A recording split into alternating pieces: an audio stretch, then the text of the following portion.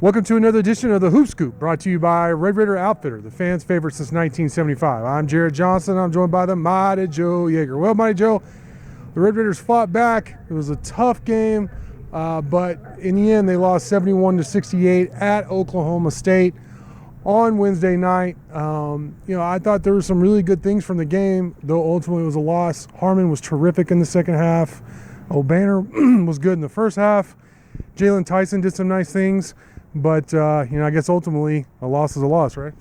Yeah, that's right. 1-10 in Big 12 play now. Yeah. So not good there. I was impressed with Texas Tech's spirit, its effort, its resilience. Yeah. At this point in the season, you're playing for pride, basically. Yeah. That's it. And pride is an important thing. Yes. But you're playing against teams that are playing for more than pride, like Oklahoma State. They're playing for a spot in the NCAA tournament, right? They're kind of a bubble team, but they're creeping up now, and that's the way it is with every team they're going to play. And Texas Tech, it could be one of those deals where are they going to show up or not, Yeah. And if things start going bad, are they going to say, here we go again, no reason to really put up much resistance. Well, they showed up last night, got a 7-0 lead to start off with. Then they fell behind by about 12, I believe, in the first half, fought back, and it was a 2-point game at halftime. And then again in the second half, they had a bad stretch, which always seems to happen to Texas Tech in second halves. They fell behind by 14 points, and it really looked like it was about to all just cave in right there.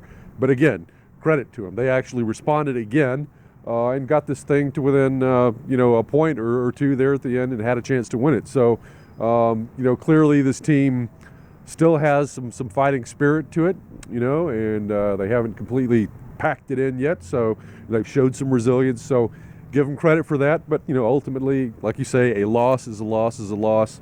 And they're stacking up, and it's tough to take, For us, it's tough to take. It's tough for the fans. And it's got to be tough for the players and the coaches. Oh. How are they able to muster up the want to at this point where it's like, man, boy, this is just no fun. Wish the season would come to an end, because that has to be going through some minds sometimes, when you're just losing again and again. And this is a heartbreaker like this. It's just, that hurts, man. And so, it's just psychologically, mentally, you kind of wonder where they are at this point. Yeah, I got a couple questions about the second half of that loss at Oklahoma State. First off, it was a 20-2 run that Oklahoma State went on before Texas Tech came roaring back to tie it up late. Like you said, it seems to always happen this year. And don't get me wrong, it's basketball, it's a game of runs, we know this. But when they started slow in the second half, I just kind of shrugged and was like, I'm not surprised at all, because we've seen it so much this year. Why do you think this team has that stretch, every game in the second half where it seems like they dig themselves a hole they gotta climb out of? Yeah, they just come out of the second half locker room at a low level. It's just almost like clockwork. It's a real pattern with this team, and it's tough to figure out.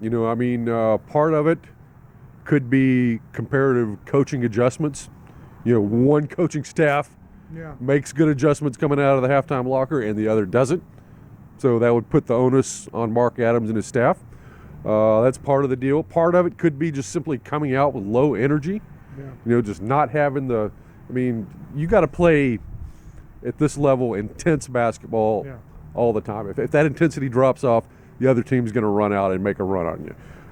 So that can be what's going on too. I think it's probably some combination of that, and it's probably not going to change. Now, Texas Tech played good defense on that final possession up until the miss, and then the offensive rebound and put back plus the foul. Defensive rebound has been a problem. I even wrote about it in my in-game notes. We've seen this all year. It's come up in really critical moments when Tech couldn't, get the important defensive rebound.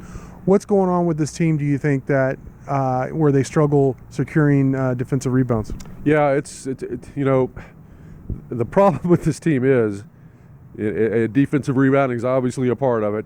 But what area of this team can you point to and say it hasn't been a problem? at some point. Yeah, you know, that's true. there's something. No matter it's whack-a-mole, man. I mean, Yeah. you take care of one thing, you get that squared away, and then something else leaps up. If Yeah. it's not turnovers, Yeah. it's missing shots. If it's not missing shots, it's giving up threes. You know, or it's defensive rebounding. There's always something. You know, and then you pointed out the poor starts to second halves. I mean, that's a problem. And there are individual problems. It's just you name it, man. It's a problem with this team. And yeah, defensive rebounding. Well, I mean, you know, part of the situation is with that is, I mean, you're kind of fighting shorthanded because AMAC, Yeah. who was going to be your ace rebounder, has not been a factor, obviously, for injury reasons.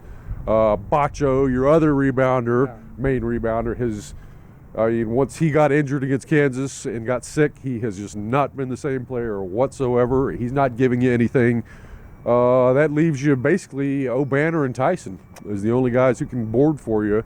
Basis, Yeah, on any kind of regular basis, and they're good, but I mean they're not space eaters. They're not going to dominate the glass. So I mean, a lot of it is just the function of the way this roster is built. And then, you know, lately Tech has been going with small ball, Yeah. you know, for good reason. Yeah, it's Particularly worked on the some, offensive yeah. end. It has paid some dividends on the offensive end, but it's a trade-off, Yeah. and you lose something. And, you know, whatever, and then there's the technique of it. I mean, Tech just, Tyson lost that guy. Yeah. Pitched down on Cisse in front of the bucket. He was left with a free run to crash the glass, and it was a good play design. So There's two things, just fundamental basketball, that you learn at a young age that really bothers me. And I didn't plan on mentioning this, but blocking out, they're inconsistent with that. And then also setting screens. This team doesn't set hard screens. They either slip or pop almost every time. They don't set hard screens for each other. And I think that's a big problem with the offense. You can draw up whatever you want with X's and O's, but a big part of almost not every, but almost every offense is setting hard screens, whether it be for cutters or on the ball or whatever. I don't feel like I've seen that this year, so that irks me. You mentioned Bacho. We can say rightfully so, because there was a before and after when he was sick and injured and all that. But the fact remains, he's a shell of his former self. Have you ever seen a player be on such ends of the spectrum where you're like, this guy could be all Big 12, to where this guy shouldn't even be on the court, which is where he is right now? Have you, in your time covering Texas Tech, have you seen a player just be so hot and cold like that?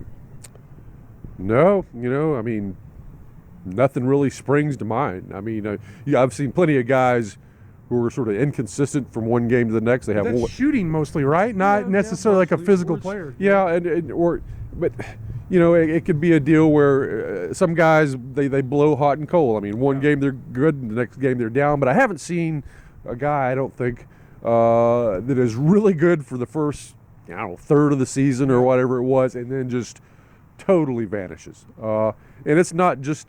Part of it is physical, because he clearly does not have the physical strength that he had before. Right. I mean, he's a weak player right now. Yeah, he is. You know, he is. He's like Sean Bradley or something. Yeah. You know, and that's part of that. Obviously, is the physical toll that illness took, and being out of action for a while. That's part of it. But it's not just that now. At this point, it's a confidence thing. His psyche is not right, and you know, man, he's just not giving you much. But the thing is, what are the options? I mean, you're already lacking in depth. You know, Yeah. you're missing Pop Isaac, you're missing the IMAC. Then you got a few other guys that are really not good enough to be playing you big minutes. I mean, you just don't have too many options. I mean, you kind of got to roll him out there because he's about your only big. Yeah. You know, so I wouldn't mind Jennings getting some more Yeah, time and see what you have. I think that's really the only other option, Yeah. because KJ Allen hasn't really done a whole lot this year either. A couple of positives here. What we end, and we needed to mention these negatives, but I mean, they're 1-10. But a couple of positives. Harmon was terrific in the second half. I mean, he looked just great. I think this team goes how O'Banner goes. When he plays well, they have a chance, even in Big 12 games on the road. When he doesn't, they really don't have a chance. I mean, that's just the truth. And then Jalen Tyson has been pretty consistently good over the last couple of weeks. yeah, that's the big thing with Tyson. He's really, really improving. Yeah. He was. I mean, there was. I think. We saw his ability, his talent, Oh, yeah. right from the get-go. I mean, this guy he's got all Big 12 talent. I mean, like you could say, Bacho has all Big 12 talent. Tyson's a different type of player, obviously, but he has an extremely talented, skilled player, but wasn't always aggressive, wasn't confident, just seemed kind of drifting a lot of the times, floating around out there on the court, not doing much. But man, the spark has come to him now, and he's playing with some fire too. And he's one of the guys on the team that really seems to still have the inspiration. Yeah. Who's still got the will, the energy, the effort. He hasn't quit on the season. He hasn't quit on the team. Still playing hard. That really accounts for so much. And he's also become a very good rebounder. Although he didn't have a big rebounding game and he missed the block out. So, but overall, he's been a very good rebounding guard as well. And excited to see his development. And he's one guy that you really hope does stick around next year. Absolutely. Well, up next, Texas Tech hosts Kansas State, 6 p.m. Central Time, Saturday here at the USA. But for now, Monty Joe, great stuff as always. Thank you for watching, and until next time.